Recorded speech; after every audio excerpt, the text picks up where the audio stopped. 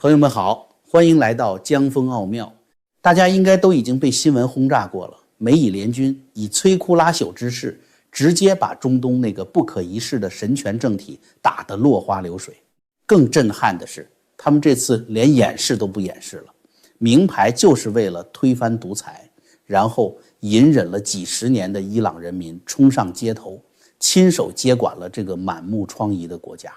而那个高高在上统治了伊朗30多年的神棍最高领袖哈梅内伊，也在2026年2月28日这一天彻底咽下了最后一口气。很多时政频道的同行都在分析美军的钻地弹有多猛，以色列的情报网有多神。但是朋友们，咱们不看那些表面的硝烟，咱们来看看这场巨变背后那让人毛骨悚然，甚至可以说脊背发凉的宇宙剧本。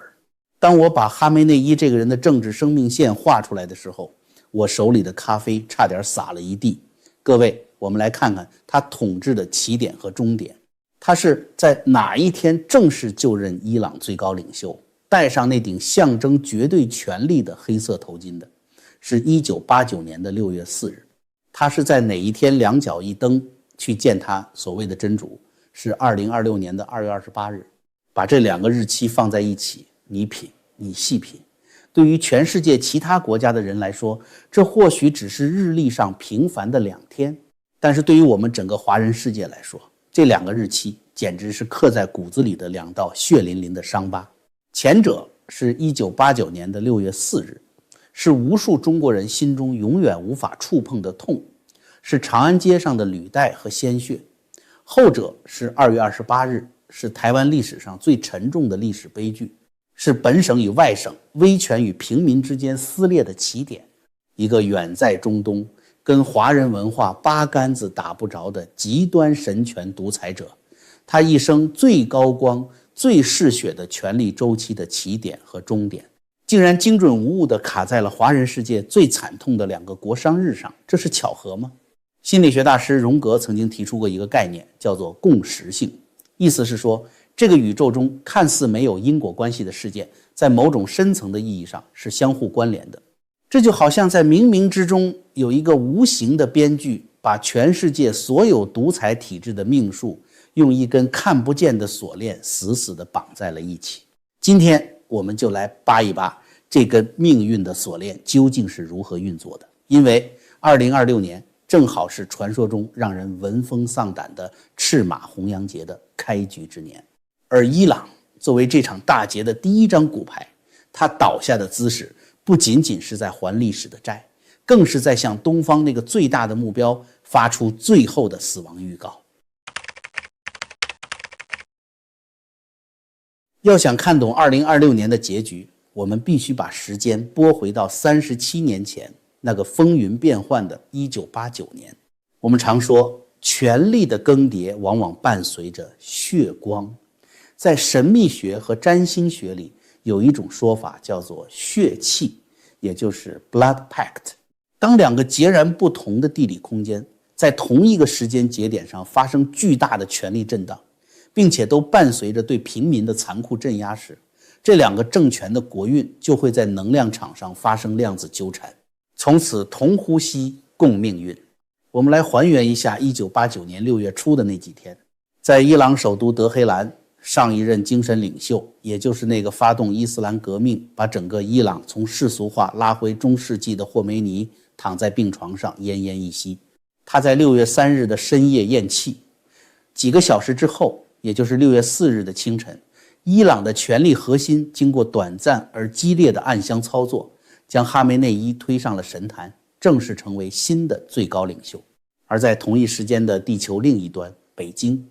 天安门广场上的灯光突然熄灭，随后是震耳欲聋的枪声和坦克的轰鸣。年轻学子们的鲜血染红了十里长街。一个本该走向开放与民主的古老帝国，在一夜之间关上了大门，选择了用最暴力的手段维持一党专政。朋友们，大家能在脑海中浮现出那幅画面吗？1989年6月4日的星空下，亚洲大陆的一东一西同时升起了2团巨大的黑暗能量。一边是用宗教狂热洗脑，把女性的头发视为罪恶，把绞刑架立在广场上的中东神权；另一边是用坦克碾压理想，用谎言掩盖真相的东方集权。这两个政权在6月4日这一天不约而同地完成了权力的交接与巩固，而且他们交出的投名状是一模一样的，那就是人民的鲜血。从那一天起，他们就成了某种意义上的孪生兄弟。这也是为什么在后来的几十年里，无论国际社会怎么制裁，这两个政权总是能眉来眼去，互相输血。因为在玄学的底层逻辑里，他们的命脉是相连的。哈梅内伊的王座某种程度上借了东方古国那场血祭的极阴之气，所以当时间的车轮滚滚向前，来到2026年2月28日，当哈梅内伊的这口气终于断掉，当德黑兰的街头再次站满了不再恐惧的民众时，这意味着什么？这意味着1989年结下的那份血气被彻底撕毁了。绑在两个独裁政权之间的那条生锈的铁链，从中东那一头嘎嘣一声断了。中东的独裁者已经在台湾人的纪念日这天灰飞烟灭。那么东方的那个老大哥还能撑过几个秋？别急，我们接着往下看，因为2026年可不是一个普通的年份。提到2026年，只要稍微对传统文化和预言有点了解的朋友，脑子里都会立刻蹦出4个字：赤马红羊。2026年是黄历丙午年，天干丙在五行中属火，颜色为赤，地支午，对应的生肖是马，所以这一年叫赤马。紧接着的2027年是丁未年，丁也属火，颜色为红，未对应阳，所以是红羊。这两个年份连在一起，就是历史上大名鼎鼎，让历代帝王都心惊肉跳的赤马红羊节。我们翻开历史书，看看那些发生在赤马红羊年的事，真的是触目惊心。距离我们最近的上一次是1966年丙午年，不用我多说，那是一场持续10年的文化浩劫的开端，多少人妻离子散，多少传统文化被砸得稀巴烂。再往前推，最惨烈的一次是1126年的靖康之耻，大宋朝的皇帝被金人像牵狗一样掳走，北方半壁江山沦陷。一直以来，大家都觉得赤马红羊节是中国人自己的宿命周期，是华夏大地的专属结束。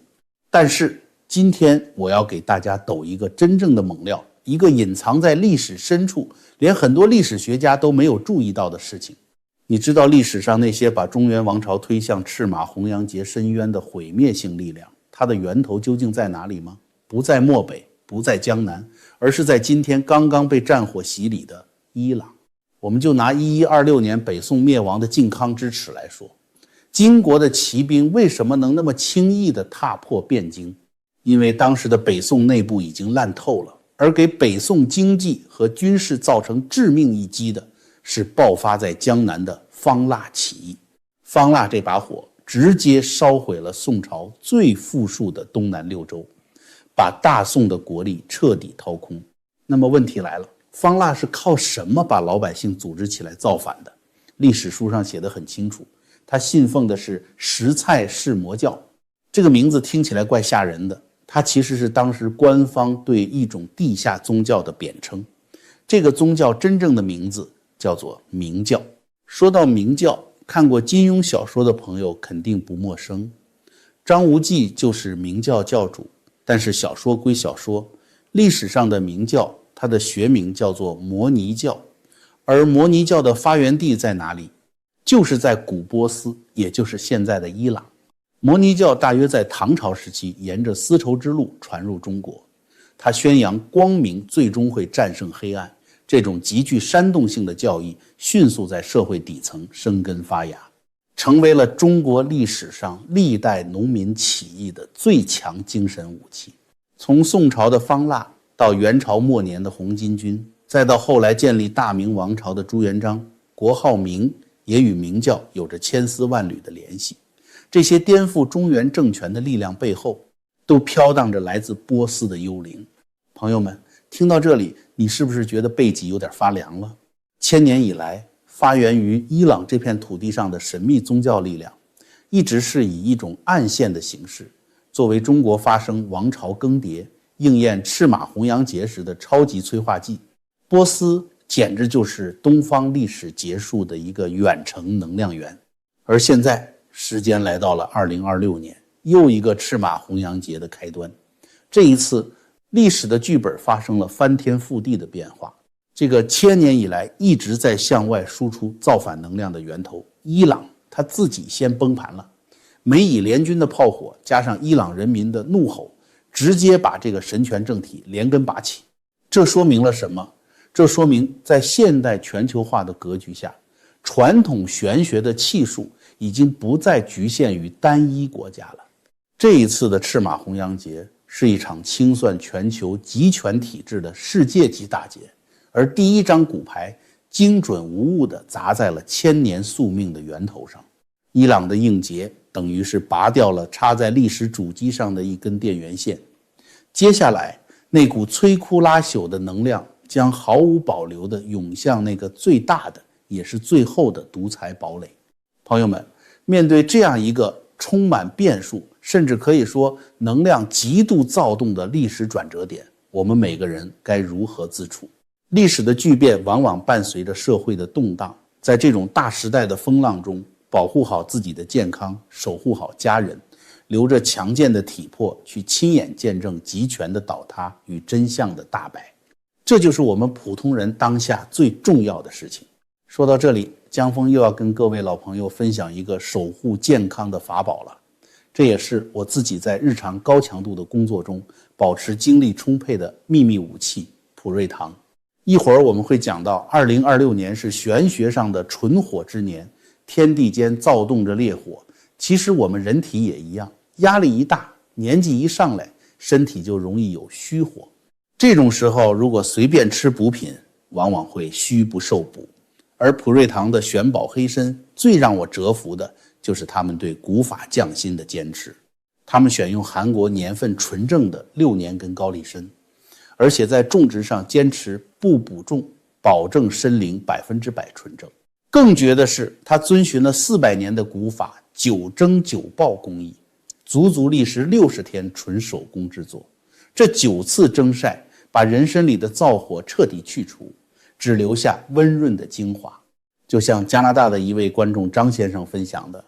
他太太以前气血两虚，吃西洋参马上就上火，这就是典型的虚不受补。但自从喝了普瑞堂的黑参口服液，不仅不上火，连多年半夜惊醒的失眠问题都大大改善了。还有德州的观众贺女士反馈，坚持服用后不但睡得踏实，连白头发都开始变黑了。这就是真正好东西的力量，它能帮你调节血糖，改善睡眠，迅速提升精力，特别适合三高和亚健康的人群。朋友们，追求真相的路上，我们需要长久的坚持。您购买普瑞堂不仅是为自己和家人投资一份顶级的健康，同时也是对江峰最直接最实在的支持，让我们能继续站在这里为大家拨开历史的迷雾。现在下单，在结账时输入我们频道的专属码 JF 就可以享受全球免运费，而且只要购买500美元，普瑞堂还会额外赠送您一根珍贵的玄宝黑参。大家可以点击视频下方的链接了解一下。好，我们把目光重新投向这场中东巨变。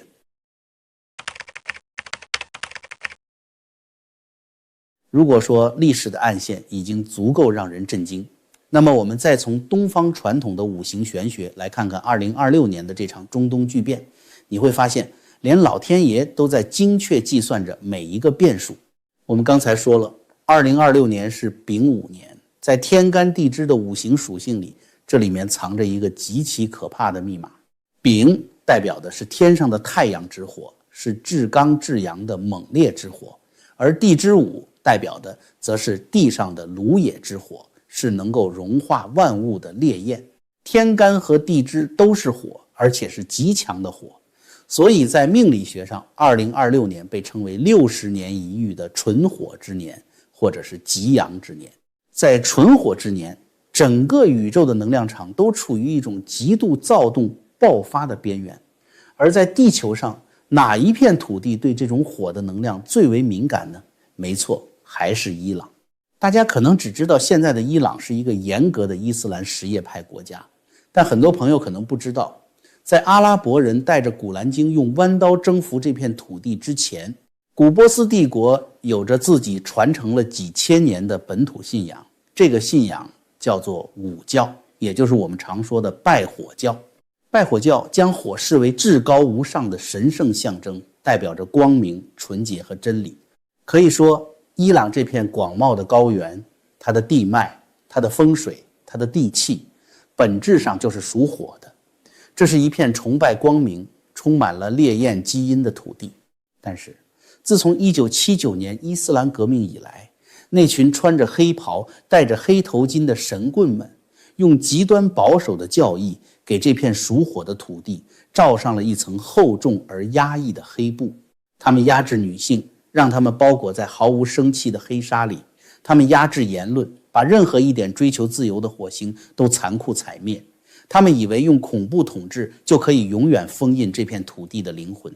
可是玄学的规律是物极必反，压抑的越狠，反噬的就越猛烈。时间终于熬到了2026年。当丙午年这个纯火之年的太阳升起时，天上至刚至阳的天火与古波斯大地深处被压抑了几十年的拜火地脉发生了前所未有的强烈共振，天地之间的火气瞬间贯通，波斯地底的业火被彻底引爆了。所以美以联军的炮火在玄学的维度上看，只不过是一个物理层面的引子。真正把那些独裁神棍烧成灰烬的，是这片土地积怨已久的怒火，是纯火之年无可阻挡的天道反噬。为什么这个政权在过去的几十年里，面对那么多制裁和抗议都能苟延残喘，偏偏在2026年一触即溃？因为在纯火之年，他们再也捂不住那熊熊燃烧的自由之火了。这不是人力的胜利，这是天意，是五行生克的铁律。当然，除了历史的轮回和五行的深刻，我们还要从一个更现实也更讽刺的角度来看看这场战争对全世界独裁者造成了多么巨大的心理阴影，那就是意识形态的彻底破产。这也是今天我要给大家讲的第4个，也是最致命的一个信息差。我们总是以为独裁者靠的是军队和警察来维持统治，但实际上所有顶级的独裁政权都需要一个编造的天花乱坠的神话来给自己洗地，来麻痹老百姓的大脑。伊朗最高领袖的权力合法性究竟在哪里？他凭什么能一句话决定几千万人的生死？在他们的宗教叙事里，有一个非常核心的末世预言。什叶派穆斯林相信，历史上有一位第12代伊玛目，被称为马赫迪，他在很多年前隐遁了，而现在的最高领袖只是这位救世主在人间的代理人。几十年来，哈梅内伊和他的宣传机器一直在给伊朗人民洗脑，告诉他们，你们现在受苦受难，吃不饱饭，被国际制裁，都是为了迎接一场圣战。只要我们坚持住，当邪恶的西方世界，也就是他们口中的大撒旦美国和小撒旦以色列全面进攻我们的时候，救世主马赫迪就会从隐遁中现身。他会带着无敌的神力降临战场，带领我们消灭异教徒，统治全世界。这套说辞就是伊朗神权政权的最后一张底牌。他们用这个预言让无数底层老百姓心甘情愿地忍受独裁和贫穷。结果呢，2026年赤马年刚开始，大小撒旦真的打过来了。美以联军的战机像入无人之境一样，撕裂了伊朗的防空网，精确制导武器，直接把伊斯兰革命卫队的指挥部炸上了天。独裁者在绝望中咽气，愤怒的人民冲进了政府大楼，把那些曾经作威作福的宗教警察按在地上摩擦。在这个生死存亡的关头，那个传说中会从天而降的救世主呢？不好意思，没有救世主，连个影子都没有。这场战争最伟大的意义根本不在于美军展示了多么科幻的武器，而在于他用最暴力、最直接的方式，在几千万伊朗人民面前，甚至在全世界面前，狠狠地戳破了这个世界上最大的神棍谎言。当轰炸结束，阳光重新照在德黑兰广场上的时候，伊朗人民突然醒悟了，原来天上根本没有什么神兵天将，原来那些高高在上的领袖只是肉体凡胎的贪腐老头，原来真正能拯救这个国家的不是隐遁的伊玛目，而是每一个渴望自由、敢于走上街头的普通人自己。朋友们，你知道这个谎言的破产对世界另一端的某个大国意味着什么吗？那是比核弹还要恐怖的威慑。因为东方那个大国同样也有着一套自编自导的救世主神话，他们告诉老百姓，没有什么救世主，只有我们才是你们的大救星。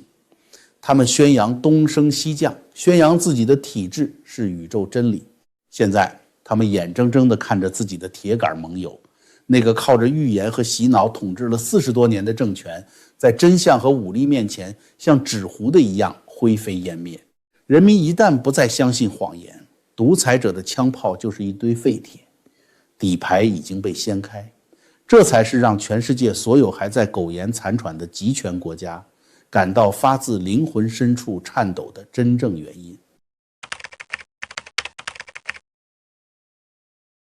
故事讲到这里，我们把所有的线索都串联起来。1989年6月4日的血气已经断裂，千年波斯明教的暗线源头已经被掐断，纯火之年的烈焰已经将中东的神权化为灰烬，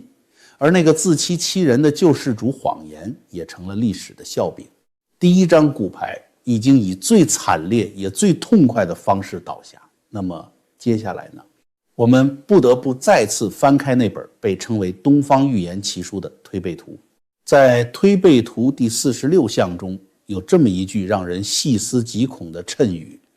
暗暗阴霾，杀不用刀，万人不死，一人难逃。过去很多人都在猜测这句话到底是什么意思，但是站在2026年这个时间节点上，看着刚刚发生在中东的巨变，这句话的意思突然变得无比清晰。暗暗阴霾，不就是笼罩在集权国家头顶上那层压抑的不见天日的专制统治和谎言洗脑吗？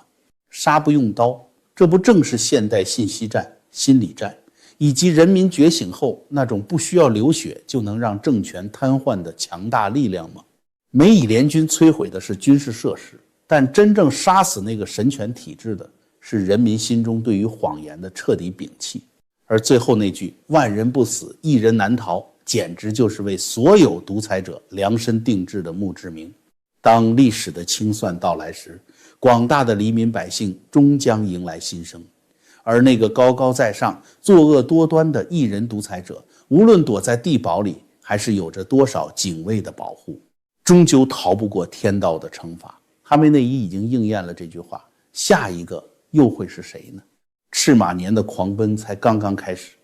这匹带着天火的烈马刚刚踏平了波斯高原，现在它正调转马头，朝着东方发出一声长嘶。那股摧毁一切虚伪与独裁的能量正在跨越帕米尔高原，向着那片曾经在1989年流过血的土地席卷而去。时代的风暴已经在我们每个人的耳边呼啸。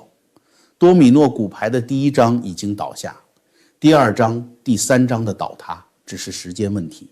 我们无比幸运地生活在这个伟大的时代，我们即将亲眼见证那些看似坚不可摧的铁幕是如何在历史的规律和人民的觉醒面前轰然倒塌的。